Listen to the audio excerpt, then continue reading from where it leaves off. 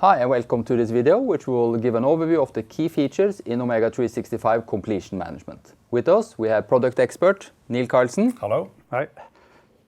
Yes, in this video we will show you how to use the completion module. This will include navigating project assets, managing checklists, creating scope items for completion scope of work, performing completion activities, creating punch items, monitoring and reporting status, creating completion plans, and performing handovers.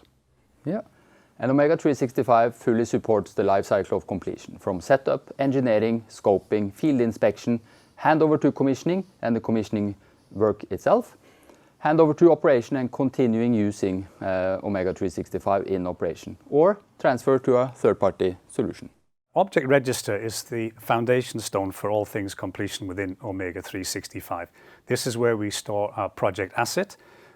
It can contain things like equipment tags, it can contain subsystems, systems, rooms, floors, doors, anything that has a unique number, usually based on an engineering numbering system for the project.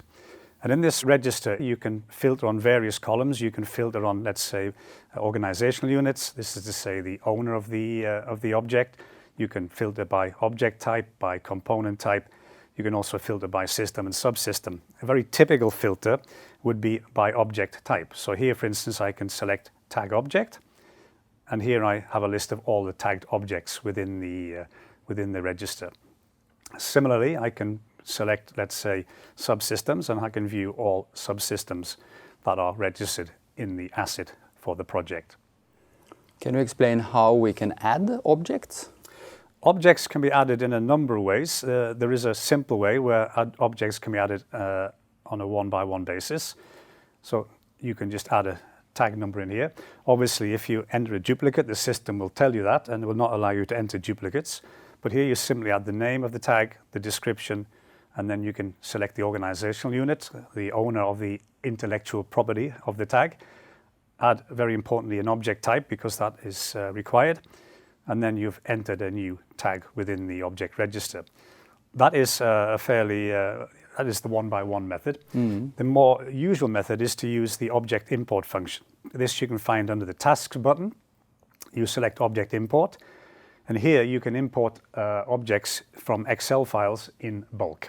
The system will also perform change controls, so you're able to see what has changed from previous imports. This allows you to determine whether you need to perform re-inspections. If, for instance, an import shows that you've changed the model number of a piece of equipment, or you've changed the cable type for a particular cable, then you may have to do some re-inspection work. So this can be used both to import new objects and also to monitor change in existing objects within the system. We can import objects on a one-by-one basis. We can use the object import function in order to get objects within the system. It is also possible to establish interfaces with external tools. Yep. That is quite common operation for us to perform. Also, it may well be that we have an existing installation which is being modified, the so-called brownfield project.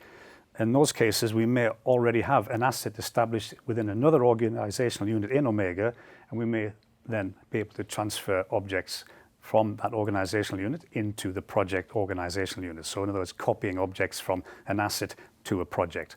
That also is quite a common operation. Yep. Now, in order to navigate the object register and the various hierarchies that can be established there, we have a tool called the Object Explorer. Now, this is an application which allows you to navigate the digital twin, if you like, of the asset, and we have various hierarchies we can select. For instance, here I've selected a system subsystem tag hierarchy.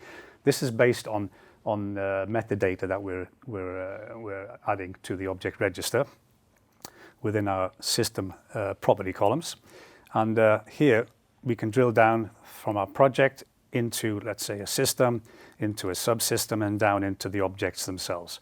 And as you'll see here, we've got a whole selection of scope items and punch items that are already connected to this particular subsystem. Now, this is one aspect. We can also view the data based on, this is what we would call a functional aspect. We can also view the data in what we would call a spatial aspect. That is to say, you're not viewing the tags, let's say, within a system, subsystem hierarchy, but you're looking at it within a kind of area-based hierarchy. So here, for instance, we have the same tags, but this time they are sorted by area. So we can select an area, and here we can see all the tags within this area. There is no limit on the number of configurations you can make. I've shown two examples here, one based on systems and subsystems and one based on areas, but there is no limitation on the number of configurations you can make for object hierarchies. So when you have the object register and you would like more specific register for typical engineering registers, can you explain how this is Yes, managed? I can do that. The object register is a melting pot of all things tagged within a project, but it can be very expedient for certain discipline groups that they would like to have their own register for, let's say, subsystems. Very typical commissioning would have a subsystem register in a project. So yes, they can filter by object type and select their subsystems, but it might be more pertinent for them to have their own register, and this can be quickly configured. So here, for instance, we have completion subsystems. This is the same data we had in the object register, but this is now filtered specifically for subsystems. Also, it means that they can add their own columns, which are more suitable for subsystems, instead of having multiple columns in the object register, which are suitable for everything. Yep. So in other words, you can kind of you can be selective on what you're going to show in the register. These registers are configurable by the users themselves. So here, for instance, we also have a completion systems register, we have a miscellaneous equipment register, a valve register, all based on filtering from the main object register. And this is a choice that our clients can make. There's no programming involved. It's a simple 5-minute setup to make a new register. Yep. And these registers will be available in the menu as well. They're available in the main menu, so you will see them in the main menu. You can decide where you would like to show them in the main menu. There is, again, in this instance, we've chosen to put them under the complete grouping, but it can be put under any grouping you wish to select. Yep.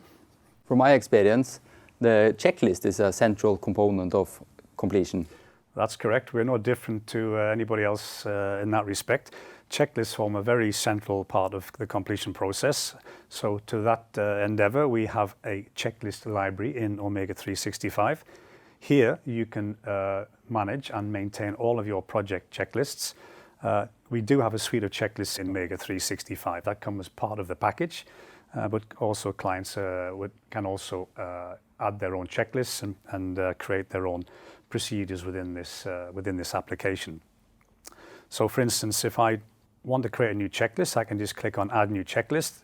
There will come a modal where you can enter the checklist name, and then you can start adding your check items and adding other attributes to the checklist.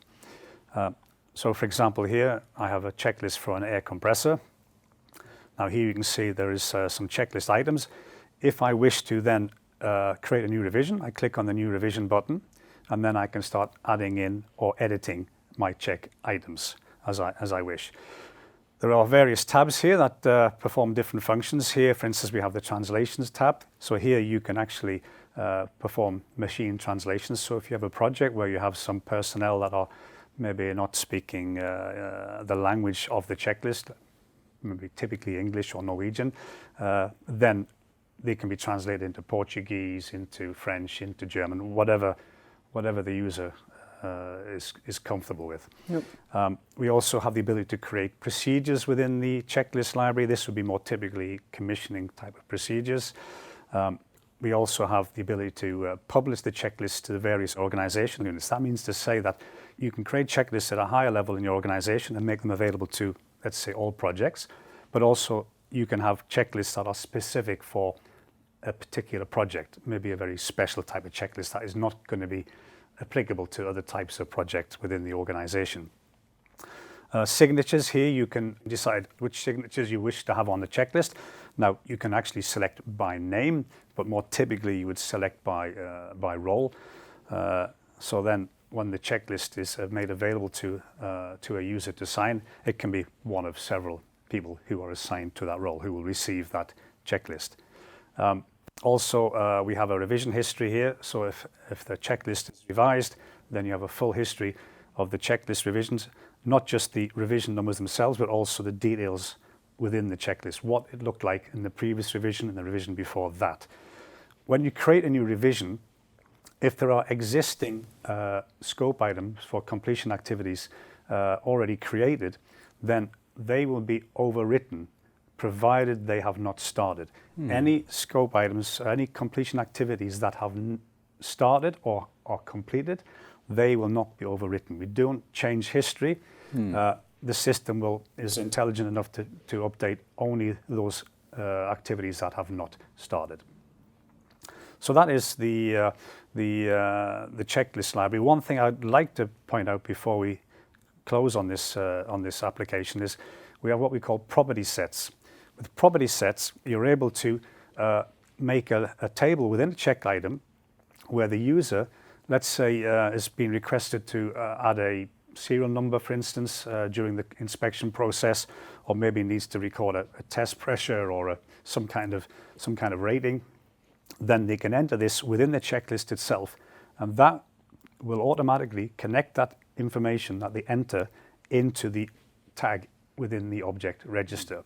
That can be very useful when you need to record data for the final documentation, typically serial numbers.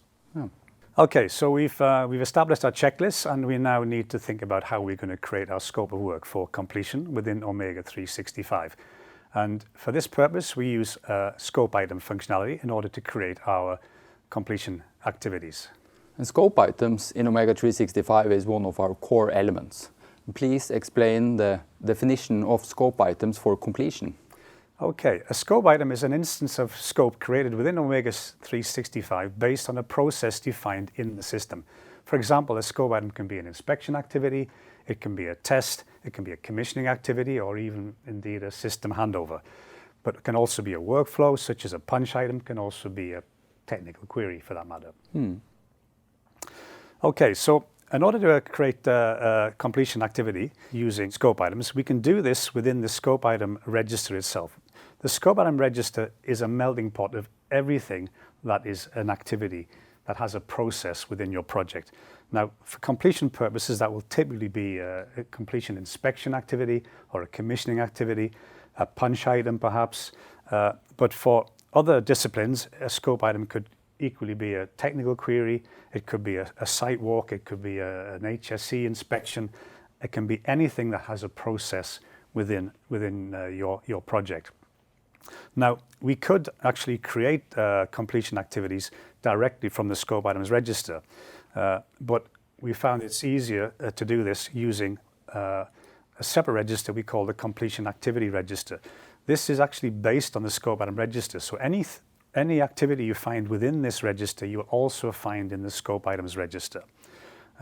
This is, if you like, a view of the scope item register itself, but specifically for completion activities. And these are system registers, again, that you can define within Omega 365. A little bit the same as with the objects, yes, based on object types, but for scope items, it's the process. That's correct.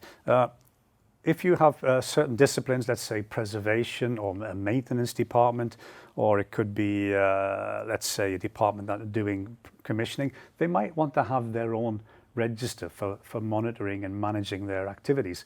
So again, using the same functionality, the System Registers app uses with the correct permissions. This is not something that everybody will be permitted to make, otherwise there would be a lot of registers. But this is typically done by a super user, and they can create whichever registers they see fit for the various disciplines that require those registers. In this instance, we have the completion activities register. So if I'm going to create a new completion activity, I can click on New. There will come up a view on the screen where you can select the process you want. Now, the process will in this case most likely be an inspection activity. You then select the checklist you wish to use. The checklist obviously will be in the checklist library if you've prepared them in advance. And then the system will generate a scope item, and it will appear with a unique number in this register. Now, obviously creating scope items in this way for completion would be a laborious process. we have other methods of doing this which take far less time. And typically, we would do this directly from the object register. So what we would do here, we would select, let's say, the tags and we wish to create scope items for. Typically in a project, you might want to make an inspection activities per tag.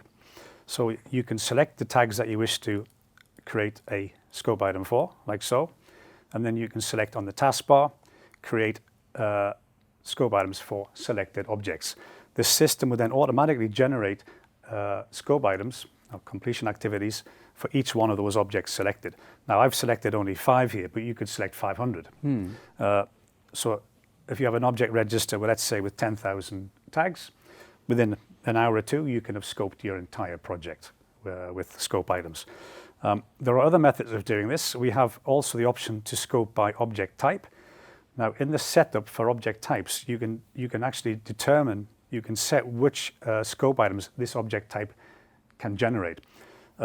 So for instance, if you have an object type like a room, you might have a standard checklist for a room, so then you can configure a room checklist for that object type. So when you select all the rooms, you'd have to obviously filter for the rooms first, and then you would select create scope items from object type, then you would generate checklists based on that configuration for all those rooms. Or you can use component type. This is a more fine-tuned filter where, for instance, you might have certain types of instruments or certain types of cables which have specific checklist requirements. You can then also auto-generate those scope items using the component type option. So there are 3 options for making completion activities. You can also import as well if you wish. That's also another option. So you now showed how to scope and create activities. Can you please now show and explain how to execute and work on these activities? Yes, then we can go back to the completion activities application.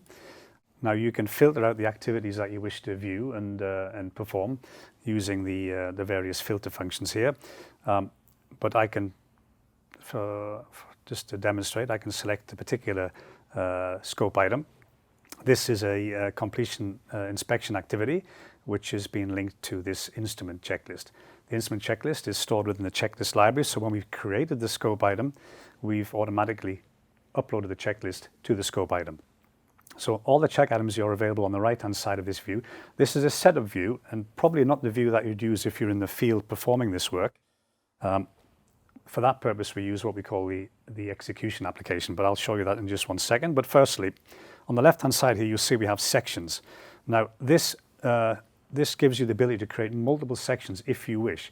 That means that you can add checklists to each section, so you can have multiple checklists in one scope item if you desire that. For completion purposes, probably not going to happen. One section, one checklist is sufficient for most completion activities. Now, I can use this setup application to tick off check items. You'll see on the right-hand side here, we've got some icons where I can, for instance, add a punch item.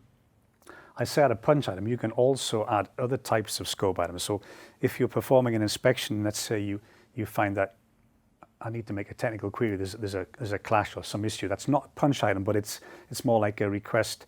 It's a technical query or request for information. Then you can also do that here as well. So it's not limited to punch items. You can also connect to URLs. So if you have, let's say, a check item which is requiring that you check that something is meeting a particular standard or specification, then you can load up the URL link for that specification so that the user, the person who's using who's performing the check item is able to open up that file via the internet and view the standard or spec that he needs to apply to. You can also load up files here as well. So typically, if you're performing, let's say, a pressure test, and you have a pressure test report or some kind of laser printout, you can add those to the check items as an upload. Now, the typical view for completing a checklist would be the application, the execution application. Now here you can see I've already checked off 2 items in the setup, but I can continue and perform the checking within this application view. And this is an application that works on a tablet or a mobile phone, so it's web, but it's tailored and being responsive for handheld and being in the field and executing. That's correct. We do have a mobile application which can be downloaded from an app store, but this application is obviously based on our web version. It functions perfectly well on a tablet, and also performs very nicely on a mobile telephone. So yes, that can be used in both of those tools. Now, obviously, when you've got to the point where you've completed all your checks, then you would need to consider signing the checklist, or rather signing off the scope item. And to this purpose, we have these signature boxes here. Now, in this instance here, we've got one signature that is assigned to a particular role, but also you see here we've got a signature assigned to a particular person. Typically, you would assign signatures to roles. Now, when a checklist is completed, the system would automatically send out a message in the form of a warning, not a warning, but more like a prompt information that you have a checklist to review and sign. Now, that will come either as an email, which you can subscribe to. You can also you'll also get a message on your notification button here, and also on your home page you'll also get a prompt telling you that you have a checklist to sign. So you cannot, if you like, avoid knowing that you have something to do in terms of completing a checklist in an activity. So yes, that is essentially how we complete the checklist within a scope item for completion. So you showed executing a checklist and everything is fine and it's just check them off. But then you mentioned punch items. Can you show kind of how do you create a punch item and covering the details? Sure. During the course of an inspection, you will find some, let's say, damages, non-conformances, things that need to be fixed. So to that purpose, you would create a punch item within the check item. Now, you can do this by clicking on the icon, Create Scope Item. Now, this particular check item is no mechanical damage. So let's say I found some mechanical damage on the piece of equipment. I click on the sign here. I then select the process. In this case, it would be a punch item, like so. And then I can make a title, which can be just a kind of, it's not a description, it's just a short title to kind of remind you what it is. So we can say instrument damage, like so. And then we can say that case of instrument is cracked, like so. I choose the punch category. Now this sounds like a fairly serious case, so we will set this as a category A, which means that it must be cleared before we can move the system to the next phase, the system that the tag is contained within. Yep. So I select the category, and then I can send the punch item to either a particular person, or it can also be sent to a role. So there can be multiple persons who will receive this. So I don't bombard my colleagues with a punch item, which they know nothing about. Then I will just send it to one of my colleagues within the completion department. So now we've created a punch item. As you can see here, this is now registered against the check item, like so. Also, if I go back to the execution application, you will also notice that the same punch item is shown here, no mechanical damage. And if I click on the subscope tab, you will see that the punch item also appears here. I also entered in a punch item earlier regarding supporting. So now you can see I have two punch items that are relevant for that particular piece of equipment. Now, I mentioned that you can create punch items, but you're not limited to creating punch items within the checklist. You could also create a technical query. You could create some kind of ready for information request. Anything that is a process within Omega 365, you can create that within the checklist, and then you can send that to the relevant persons. And the information will be stored under the subscope tab. For completion, the subscope tab, which is basically anything related to an activity or a scope item, that will largely be punch items for completion. Probably almost 99% of the cases will be punch items. But the option to create other types of workflow and attach them to the checklist is there. Yep. Now, obviously, we are adding punch items here to individual checklists. You can actually create punch items outside of a checklist. You can create them directly in a punch items application if you wish. All punch items, when they're created, they can be found within the punch items register. This is the standard register. This is not something that you would configure using the system register application like some of the other types of scope item. Punch item scope items, they are hardwired into the system. So when you create a punch item, it will appear in this register. And again, similar to other registers, you have the ability to filter. So you can filter by originator, you can filter by title, you can filter by punch category. So if you want to look at all your category A punch items, you can filter by that. And again, you can actually go into each individual punch item here, and you can select a punch item to view what the punch item is all about. Now you see the punch item here has a series of steps. This is at step 1. This is the evaluation stage. There will be various other steps that will apply to this particular punch item. You can see here that it will go through an execution phase. It will be verified and then external approval. These steps are not hardwired. These are configured by our clients themselves. So if you have a fairly long process for approving punch items, you can have that. If you have a very simple process where you basically send the punch item to a contractor and he completes it and then you confirm it's done, you can have that as well. There is no limit on how many steps you configure when you're generating a punch item process in your organization.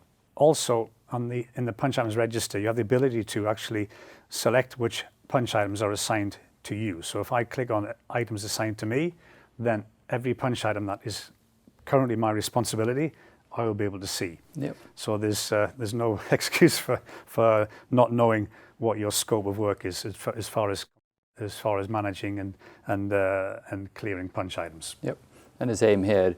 If you are assigned a punch item, you will get a notification if you are subscribing on an email, in your bell, and also in your homepage. That's correct. There's no getting away from it. That's true. Let's summarize a little bit. So you created your asset, your tags and objects, and then the checklist. You scoped and created all your activities. We executed an activity, recorded a punch item, but these were in different apps. How do you get your full status of completion for your project? Very good point. For this particular purpose, we have an application called the Scope Explorer. This brings everything together. So as you said, it brings your asset together with your completion activity, scope items, and also your punch items, and even your handovers, all in one view. This is the kind of one-stop shop for most users in order to navigate the system, in order to get the sort of status information that they're looking for. And this can be anything from a project manager who's looking for more high-level information, or for a, let's say, a completion engineer who's looking at a status of a particular subsystem with a thought to handing it over to the next completion phase. So here, for example, I've selected a system-subsystem tag hierarchy. This is essentially an object-based hierarchy. You can see I have a number of other types of hierarchy which I've configured in the system. Now, there is no limit of configurations. Typically, you would have a hierarchy based on objects, but you can combine the object hierarchy with scope item attributes. So let's say you have scope items that you've connected to milestones or connected to, say, construction phases. Then you can also include these in a configuration. So you can kind of have a hybrid configuration, a mixture of objects and, or rather object types and scope item attributes. So in this example here, you can see I have selected system subsystem tag. Now, when you drill down through the system, whichever level in the hierarchy you select, these bar charts and the data in the grid will change. So in other words, the more you drill down, if you get down to a tag object, then obviously you're going to see maybe 1 or 2 inspections against that tag. You might see a punch item or 2, but if you drill higher up in the hierarchy, and let's say at the very top level, so if I go to the top level for the project itself, then you can see that this is an overview of the entire project, every single type of inspection, commissioning activity, punch item, something that would be very interesting for a completion manager or indeed a project manager. Now, this is obviously a very central application for the system, but it's not the only way that we can monitor status of completion. We also have what we call skylines. So if you go back to our completion activities register, we can filter in the completion activities register. So we might be interested in a particular checklist, or we might be interested in a particular organizational unit. Let's say a contractor wants to see the status of his completion activities. Now, obviously, this depends on adding in planned start and completion dates for your activities. But as you can see on the right-hand side here, you have what we call a skyline, where each block represents an activity that is visible on the register. If you filter the register, then the blocks in the skyline will change, depending on what you filtered in the register itself. Now, these are color-coded, so red means that you have something which is delayed, it's gone past its planned date. Yellow means that something has been started but is not closed. And then further on you have, we've got some gray blocks here, which means these are planned in the future, but we haven't quite got to that date yet. This particular tool is really good for communicating with, let's say, contractors. If you're sitting down with a contractor, you might want to filter out completion activities for a particular system for that contractor, and then you can look down at the skyline with the contractor. It's very visual. It's much perhaps easier to work with a skyline than to say go into a Gantt chart or even just looking at the completion activities register itself. Very visual, very, very useful tool for communicating between various departments. I use it myself a lot in projects. The next option is obviously the reports themselves. I like to call them paper reports because I'm from that generation. But yes, you can create reports in a PDF format. These can be filtered, and these can be added to an email and sent to various departments who need this information. I've got some examples here. This is a report of subsystem, scope items by subsystem. So here you can see the subsystems, and you can see all of the scope items that have been that are connected to those subsystems. Now, for completion, that would be largely inspection, but also you could have preservation activities in there. You could have anything that's a process within a project. Obviously, for completion, you don't want to be filtering out inspection activities rather than seeing everything connected to that subsystem. We also have some nice graphical reports. This is an S-curve report which shows status of scope objects. Scope objects is simply a scope item per object. Yep. It's just a way of counting progress in a more accurate way, if you like. But here you can see a punch item curve and also a handover curve.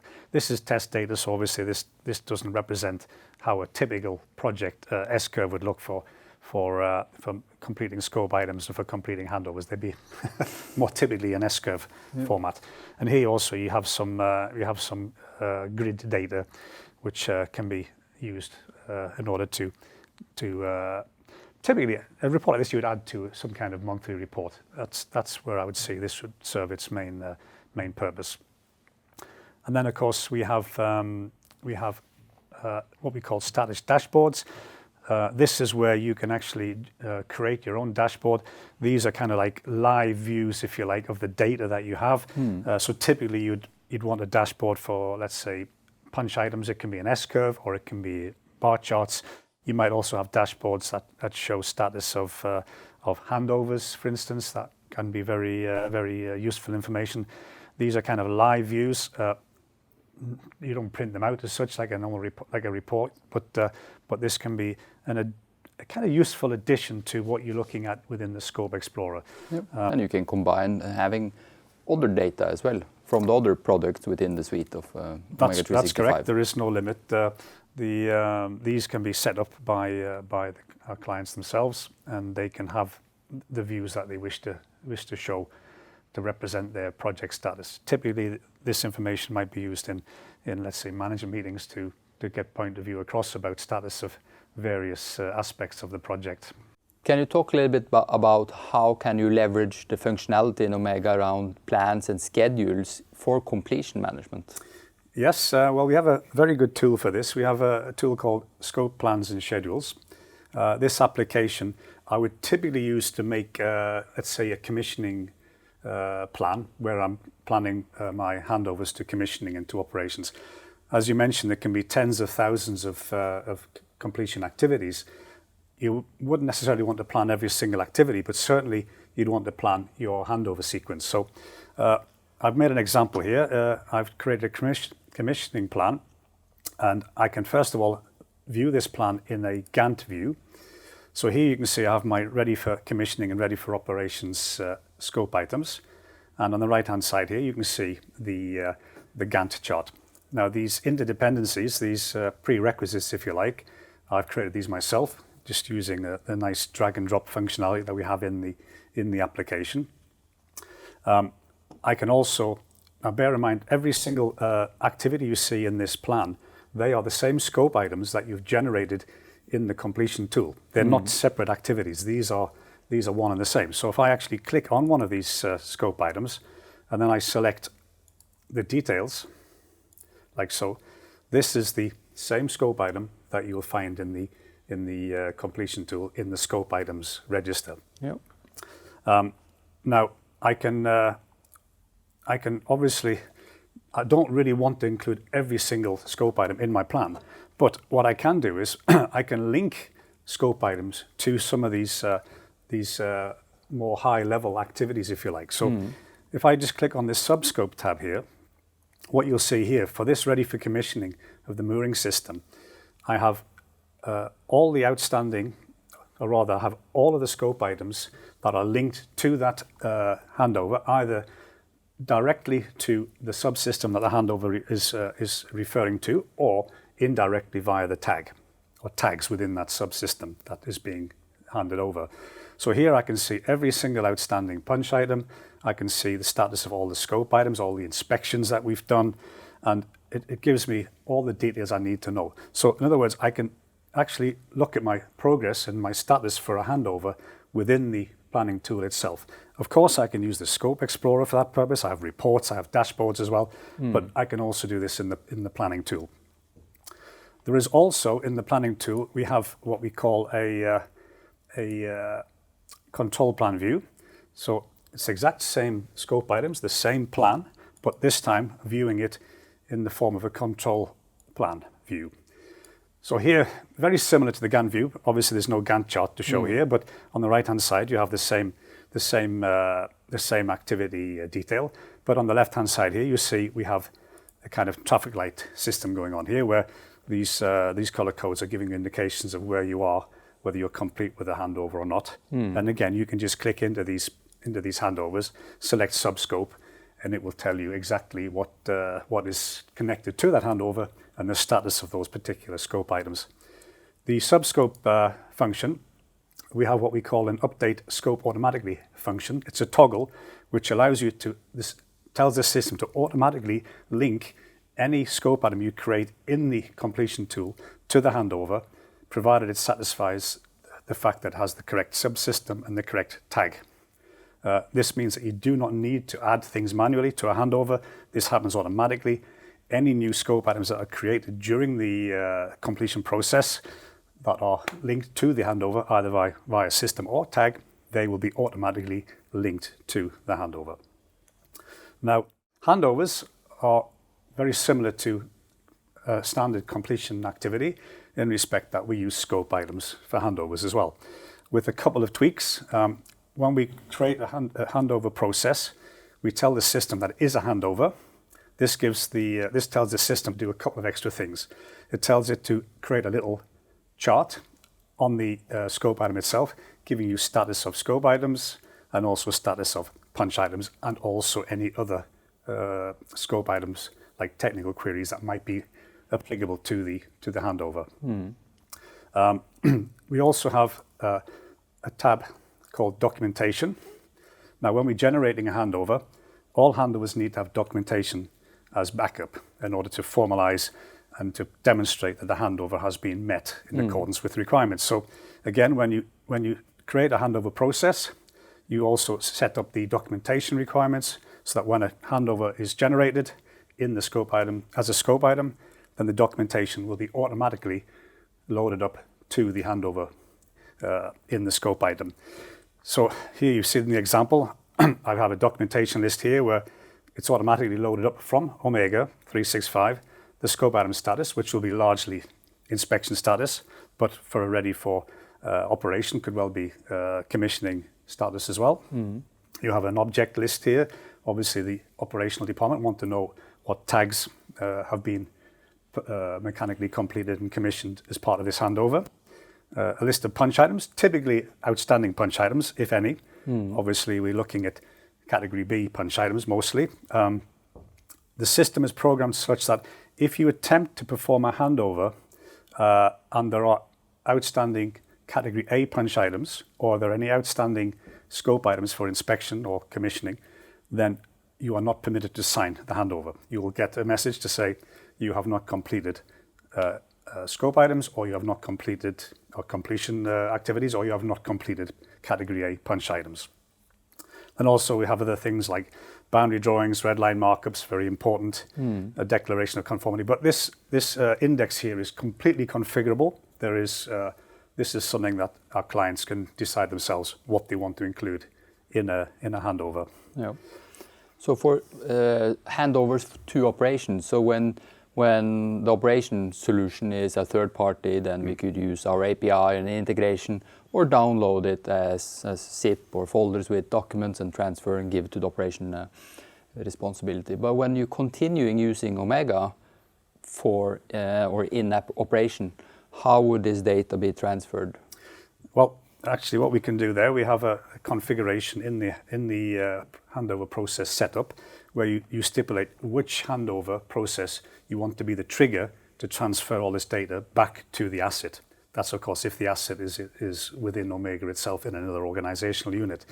So mostly this would be a ready for operational scope item for handover, and then it's an automatic process. So tags will be updated in the asset, documentation will be transferred to the asset, and then can be used in the operational period. Yep. This concludes our video with the key features of Omega 365 completion management. Thanks for watching.